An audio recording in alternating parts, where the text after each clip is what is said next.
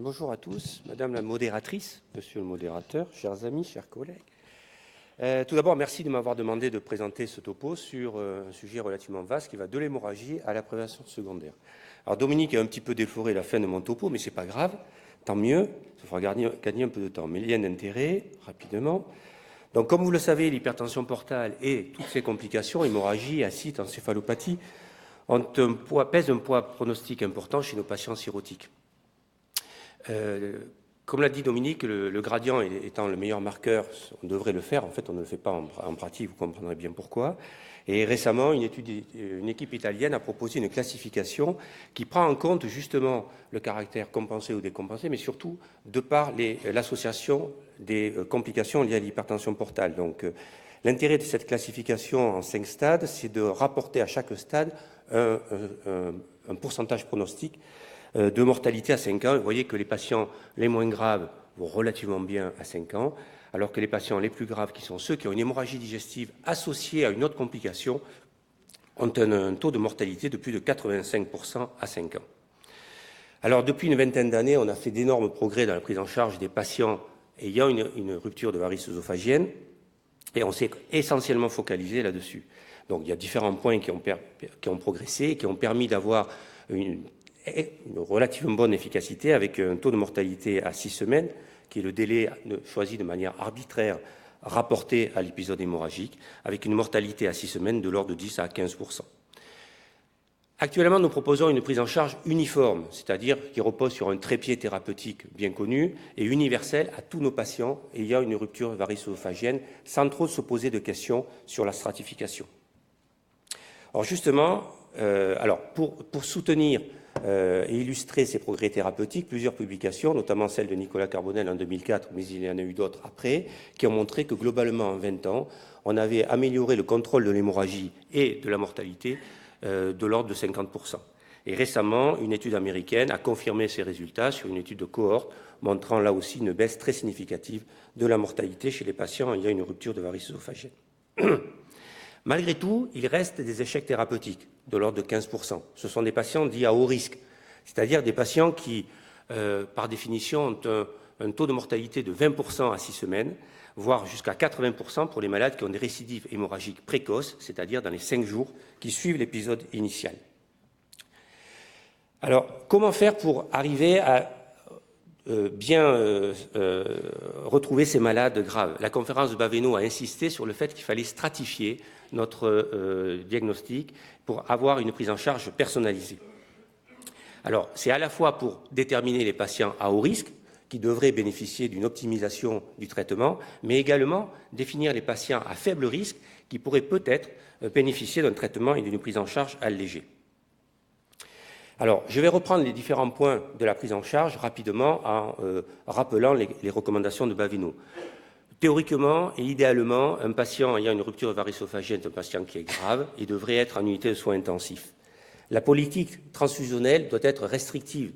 Ça n'a pas changé, c'est-à-dire qu'il faut être modeste, déclencher les transfusions lorsqu'on a un taux d'hémoglobine en dessous de 7 grammes par décilitre, avec un objectif de 8 à 9 grammes par décilitre. Il ne faut pas surtransfuser les patients.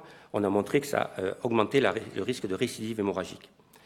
La prise en charge des surinfections bactériennes est bien évidemment un des points clés de la prise en charge actuelle de nos patients. L'incidence est augmentée dès le premier jour, voire dans les premiers jours après l'hospitalisation. C'est une recommandation forte de Baveno 6. L'antibiothérapie doit être débutée le plus tôt possible et pendant environ 1 semaine. L'antibiotique de première ligne est une quinolone, la norfloxacine. Néanmoins, dans certaines circonstances, les malades les plus graves, les malades ayant déjà bénéficié d'une prévention antibiotique au préalable ou en fonction de l'écologie bactérienne locale, il est recommandé d'utiliser le céfotaxime IV. Se pose la question de doit-on continuer à prescrire une antibiothérapie à tous nos patients? En fait, cette question a été étudiée dans une récente étude espagnole qui a essayé de stratifier l'intérêt de l'antibiothérapie en fonction de la gravité de l'hépatopathie. Alors, si en termes global d'incidence des infections, l'antibiothérapie est efficace, on s'aperçoit qu'en fait, elle ne l'est que pour les TSH B et les TSH C. En termes de récidive hémorragique, on s'aperçoit qu'en fait, il n'y a pas de bénéfice significatif. Et enfin, en termes de mortalité, et c'est peut-être un point le plus important, le bénéfice n'apparaît significatif que pour les maladies les plus graves, soit les maladies type C. Donc cette étude suggère que peut-être les malades ayant des cirrhoses compensées, qui présentent un épisode de rupture de varices œsophagiennes et qui ont un excellent pronostic, pourraient ne pas devoir bénéficier d'une antibiothérapie. Bien sûr, c'est une recommandation qui n'est pas formelle et ça nécessite des études de confirmation.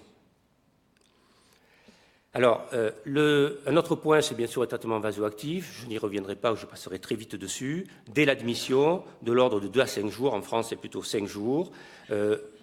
Il y a des tenants de l'octréotide, des tenants de la somatostatine, des tenants de la terlipressine. Globalement, une méta-analyse récente a montré que tous ces traitements étaient aussi efficaces en termes de contrôle de l'hémostase et de mortalité. 2 points soulignés par Baveno 6. Le fait que la terlipressine doit être le vasoactif de choix en cas d'insuffisance rénale ou bien sûr de syndrome hépatorénal. Et puis un nouveau point, attention à l'hyponatrémie sous terlipressine, notamment chez les patients ayant des cirrhoses non décompensées. Qu'en est-il de la prévention d'encéphalopathie? Mais pas grand-chose. En fait, on a peu de données dans la littérature. D'autre part, les patients à haut risque d'encéphalopathie hépatique qui pourraient bénéficier d'une prévention sont mal définis. Et en fait, quand on regarde les recommandations plus générales de l'ASL, ASLD, où il n'y a pas de chapitre spécifique à la rupture de varices œsophagiennes, en fait, il n'y a pas de données. Donc en fait, Baveno 6 s'appuie sur le fait qu'il n'y a pas beaucoup de données pour ne pas recommander une prévention systématique de l'encéphalopathie hépatique. Et si vous avez un patient encéphalopathe, il faut le traiter selon les recommandations classiques du lactulose. Reste quelques questions. Comment définir les patients au risque d'encéphalopathie hépatique? Faudra-t-il envisager une prévention systématique? Ça, on ne sait absolument pas. Et enfin, quel est le rôle de la rifaximine, puisque vous savez que c'est un traitement efficace dans l'encéphalopathie hépatique.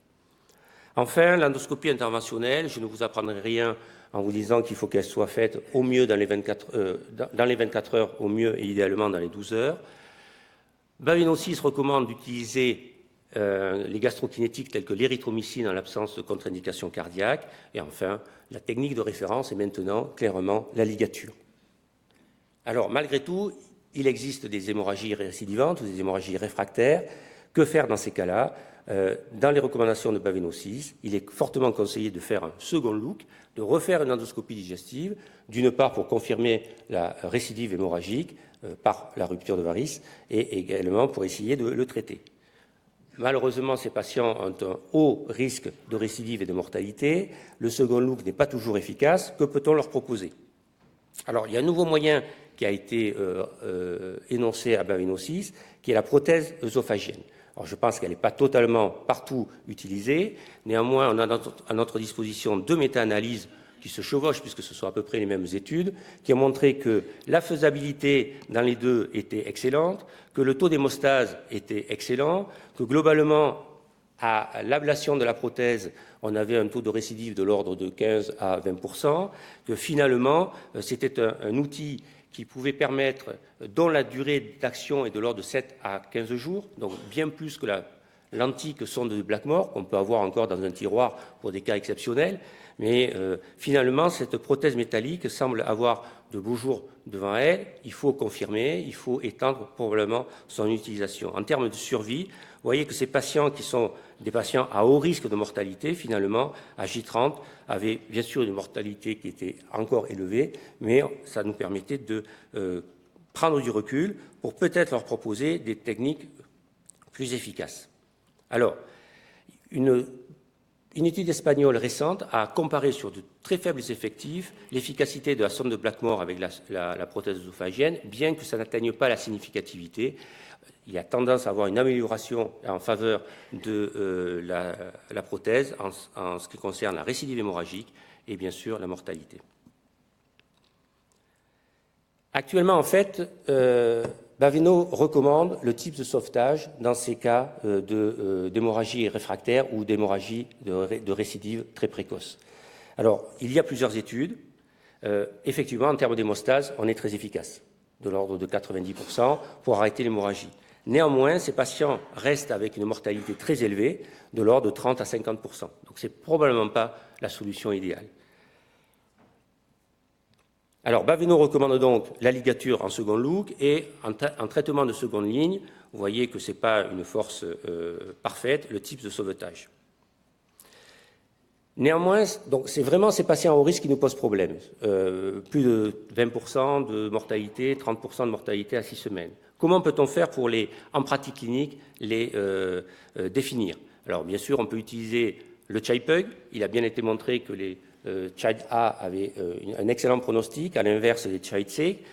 Le MELD, une récente étude a montré que le MELD arrivait adapté à la rupture hémorragique, permettait de bien stratifier un MELD à 11 des patients ayant un excellent pronostic, au contraire du MELD supérieur à 19. Et plusieurs équipes ont cherché à proposer des algorithmes ou des associations de paramètres pour mieux définir ces patients à haut risque, notamment l'équipe barcelonaise, avec les critères bien connus du CHI-PUG avec B avec hémorragie active et du CHI-PUG C.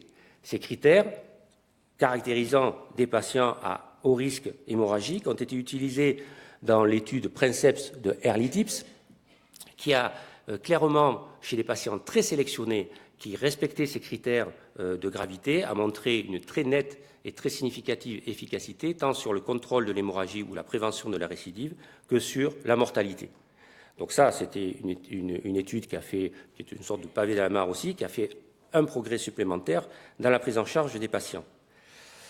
Alors Baveno aussi, s'appuyant sur ces résultats, a recommandé, avec relativement haut niveau de preuve, que les patients CHI-PUG-B avec hémorragie active ou CHI-PUG-C devaient bénéficier d'un early TIPS.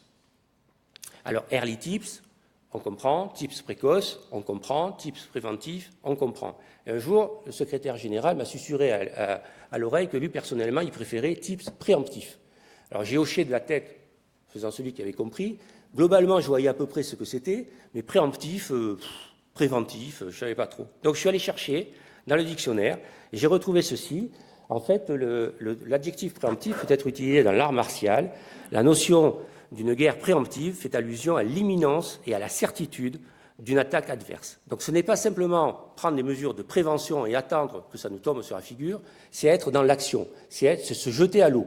C'est vraiment devancer l'attaque de l'adversaire. Et en fait, le TIPS préemptif doit devancer la récidive hémorragique et doit devancer le décès. Et en fait, c'est ça qui est difficile, c'est de se jeter à l'eau. Il faut être convaincu que l'adversaire va nous attaquer. Alors, pour aller dans le sens du TIPS préemptif ou early TIPS, cette étude américaine de cohorte qui montre qu'effectivement, qui a comparé des patients ayant eu un TIPS préemptif et puis le TIPS de sauvetage. En fait, l'avantage est au TIPS préemptif, tant en termes de décès hospitalier que de récidive hémorragique. Est-ce que c'est aussi simple? En fait, très rapidement, notamment l'équipe barcelonaise a voulu valider ces critères dans la vraie vie et a repris de manière rétrospective des patients. En fait, curieusement, bien sûr, il y a une tendance, mais pas de différence significative en termes de mortalité. Plus troublant, l'équipe française de la Pitié, qui là non plus, sur une cohorte rétrospective, ne retrouve pas de bénéfices significatifs en termes de mortalité. Alors, les arguments, c'est des malades moins bien sélectionnés, le caractère subjectif du CHI-PUG, le caractère subjectif de l'hémorragie active qui est éventuellement associée au CHI-PUG-B. Nous avons à notre disposition une récente méta-analyse de 4 études qui, certes, montrent qu'en termes de mortalité globale et de contrôle de l'hémorragie ou de la prévention de la récidive, le TIPS préemptif est efficace. Mais quand on fait une analyse en sous-groupe en stratifiant sur la sévérité de l'hépatopathie, on s'aperçoit que ni pour les CHI-B ni pour les CHI-C, dans une moindre mesure, on a d'efficacité sur la mortalité significative. Bien sûr, il y a une tendance. Donc ça pose la question, l'intérêt de la sélection des patients et l'intérêt du TIPS préemptif de la HIV. À noter cette étude américaine qui a essayé de stratifier le risque hémorragique en fonction de la gravité de l'hépatopathie et qui montre que les HIV, qu'ils aient ou non une hémorragie active, restent des patients à risque intermédiaire. Théoriquement, nous ne devons pas relever du TIPS préemptif si on considère que le TIPS préemptif s'adresse à des patients ayant un risque hémorragique de plus de 20%. Enfin, l'étude choc, vous êtes nombreux à y avoir participé, une étude française observationnelle qui a intéressé une cinquantaine de centres universitaires et généraux, dont un des principaux objectifs était d'étudier la faisabilité du TIPS et du TIPS préemptif quelques mois après Baveno 6 et qui montre que le TIPS est faisable, mais dans une minorité de centres, et que le TIPS préemptif ne pouvait être réalisé sur le plan logistique que dans 8 centres. Alors, si on s'intéresse aux patients à haut risque qui étaient éligibles dans cette cohorte, 326 patients à un TIPS préemptif, certes, ceux qui ont pu bénéficier du TIPS vont mieux que ceux qui ont un traitement standard, mais à noter que seuls 7% des patients éligibles ont bénéficié du TIPS. Donc, il y a des progrès à faire. À noter également que cette étude a l'intérêt de montrer que la couverture antibiotique n'était présente que dans 75% des cas. Et enfin, on retrouve là aussi pas de différence, bien que les effectifs soient petits, pas de différence de survie pour les Child-Pug B. Donc ça soulève le problème d'une meilleure, d'affiner les critères de sélection, les critères de haut risque, d'affiner l'indication du TIPS préemptif, notamment pour les Child B, et surtout d'améliorer la faisabilité sur le territoire national de la pose des TIPS afin d'optimiser la prise en charge. Pardon, excusez-moi. Si, c'est ça. J'en ai terminé pour la rupture variophagienne. Quelques mots en prévention secondaire, donc théoriquement à partir du 6e jour. Ça, c'est arbitraire. Cette prévention n'a pas changé. Elle repose sur l'association bêta-bloquant plus ligature. Deux points soulignés. La ligature élastique ne traite pas l'hypertension portale. Elle traite les variophagiennes, mais en aucun cas elle a un effet systémique. Et en cas de contre-indication ou d'intolérance au bêta-bloquant, il n'est pas recommandé d'utiliser la ligature en monothérapie. Et Baveno va même un petit peu plus loin, bien que ça ne soit pas un niveau de preuve parfait, pour recommander chez les patients en prévention secondaire et qui sont contre-indiqués au bêta-bloquant non sélectif la réalisation d'un TIPS pour traiter de manière globale l'hypertension portale. Baveno insiste sur le fait qu'il faut prendre en charge l'hypertension portale dans sa globalité, c'est-à-dire les facteurs de risque, c'est-à-dire les conseils hygiéno-diététiques, le sevrage, c'est bien de le rappeler. Et enfin, il est nécessaire de prendre en charge le patient dans sa totalité, pas uniquement pour l'hémorragie digestive, de garder à l'esprit que l'hypertension portale, c'est aussi l'acide, c'est aussi l'encéphalopathie. Je fais référence à la classification de D'Amico. Alors, sur quoi repose la prévention secondaire ? Sur notamment une méta-analyse publiée en 2014 qui montre que lorsque l'on compare la combinaison à la ligature, on fait mieux en termes d'hémorragie digestive, de prévention de la récidive. En termes de mortalité, on est à la limite de la significativité. En revanche, lorsque l'on compare... Pardon. Ah, je ne sais pas où je vais là. Je suis allé trop vite. Bon, bref, lorsqu'on comparait la combinaison au bêta-bloquant, finalement, il n'y a pas d'avantage significatif, ni en termes d'hémorragie, ni en termes de mortalité, soulignant que c'est probablement le traitement pharmacologique qui est la clé de la prévention secondaire. Alors, dans cette étude, les auteurs ont regroupé toutes les études qui ont comparé la ligature seule, à soit bêta-bloquant seul, soit l'association, ce qui permet d'avoir plus de malades et qui montre que là, clairement, on a une mortalité qui est améliorée par la combinaison versus la ligature seule. Alors, là aussi, c'est une combinaison qui est proposée de manière universelle, sans se poser la question de la gravité du malade. Donc, en fait, une étude récente a essayé de stratifier l'indication de la combinaison en fonction de la gravité de l'hépatopathie. Lorsqu'on compare la combinaison au bêta-bloquant seul, finalement, à part pour les Child-Pug A, on n'a pas d'avantage, donc comme si les bêta-bloquants suffisaient. Alors certes, chez les malades les plus compensés, la ligature permet de réduire le risque de récidive, et lorsque l'on fait l'inverse, que l'on compare la combinaison à la ligature, comme vous en doutez, là c'est la combinaison qui gagne quasiment sur tous les plans, tant en termes de récidive hémorragique qu'en termes de mortalité. Donc, rapidement, quelques mots sur d'autres traitements. Le carvedilol, Dominique l'a abordé, en prévention secondaire, il n'est pas recommandé. Nous n'avons pas de données, il n'a pas été comparé au traitement standard. D'autre part, comme l'a dit Dominique, ce médicament qui a des effets systémiques, notamment chez les patients graves, sa tolérance n'est pas connue en prévention secondaire chez des malades qui potentiellement peuvent être sévères, notamment ceux qui ont de l'acide. Enfin, un mot sur la simvastatine, une étude espagnole a montré que la simvastatine associée, alors c'est une étude de cohorte, associée à la combinaison classique bêta-bloquant plus ligature, si elle n'avait pas d'avantage significatif sur la récidive de l'hémorragie, néanmoins améliorer la mortalité de nos patients. Donc, bien évidemment, on ne peut pas recommander systématiquement de mettre les patients cirrhotiques sous simvastatine. Néanmoins, dans des circonstances où le patient doit être traité, par exemple pour une dyslipidémie, il faut savoir proposer la simvastatine à nos collègues endocrinologues, si c'est eux qui prennent en charge ces patients. Quelques cas particuliers, les patients non répondeurs, c'est-à-dire les patients qui ont saigné alors qu'ils avaient une prévention primaire. Il a clairement été montré que ces patients étaient à haut risque, il a clairement été montré qu'ils avaient des risques de récidive hémorragique et une mortalité supérieure aux patients qui saignaient alors qu'ils n'étaient pas protégés par bêta-bloquants. Ainsi, Vaveno 6 recommande de manière un peu molle, mais recommande néanmoins d'envisager chez ces patients la pose d'un TIPS. Le sujet a été un petit peu défloré par Dominique. L'acide réfractaire, souvent les patients, enfin souvent, une partie des patients en prévention secondaire vont présenter des cirrhoses évoluées et donc sont sujets à avoir des décompensations acétiques et notamment des acides réfractaires. Comme l'a dit Dominique, l'étude française de CERSTE a mis un pavé dans la mare avec une surmortalité chez les patients traités par bêta-bloquants. Une cascade d'études a suivi. Clairement, les résultats sont contradictoires. La plupart des études ne retrouvent ni bien ni mal, et quelques études, notamment une, a montré que les bêta-bloquants chez ces patients pouvaient avoir un effet bénéfique. Que dit Vaveno? Alors Vaveno, ils ont repris essentiellement la population de 2 de ces études, plus des données italiennes personnelles, et ils ont évalué, ils ont fait une rapide analyse des effets délétères des bêta-bloquants non sélectifs chez les patients avec acide. En fait, il retrouve que, chez les patients avec acide et une instabilité hémodynamique, les bêta-bloquants sont assez délétères, significativement délétères, que chez les patients avec acide et hyponatrémie également, les bêta-bloquants apparaissent délétères, et qu'en fait, s'ils se concentrent sur les patients avec acide réfractaire seul, on a également un effet délétère.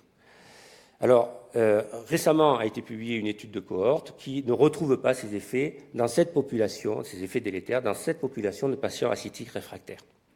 Néanmoins, Paul Callès présente une étude à ces journées francophones qui montre qu'en fonction de la sévérité, il est probable que les bêta-bloquants peuvent avoir un effet délétère chez les malades les plus graves. Vous voyez que là, le seuil est globalement un MELD à 12. Donc, que recommande Vaveno? Finalement, vu les résultats contradictoires, ils sont assez gênés. Mais comme l'a dit Dominique, Vaveno 6 recommande que les bêta-bloquants chez les patients ayant une acide réfractaire soient diminués, voire arrêtés de manière transitoire en cas d'hypotension artérielle, d'augmentation de la créate et d'hyponatrémie. Donc, en conclusion, je dirais que la rupture de varices œsophagienne reste un élément majeur dans l'histoire naturelle de nos patients, que de nombreux progrès thérapeutiques ont été faits, mais que ce n'est pas parfait et qu'il reste globalement 15% de patients à haut risque sur lesquels il faut arriver à améliorer la prise en charge et donc les optimiser. Il faut adapter cette prise en charge en fonction de la sévérité du patient, il faut stratifier, et je vous rappelle, d'une part, chez les malades les moins graves, peut-être alléger le traitement, mais chez les malades les plus graves, optimiser ce traitement. Qu'au-delà de l'épisode hémorragique, qui certes est un signe de gravité pour l'hypertension portale, il faut voir un petit peu plus loin et prendre également en charge le malade dans sa globalité avec les risques d'acide, les risques d'encéphalopathie qui grèvent également le pronostic, surtout s'ils sont associés.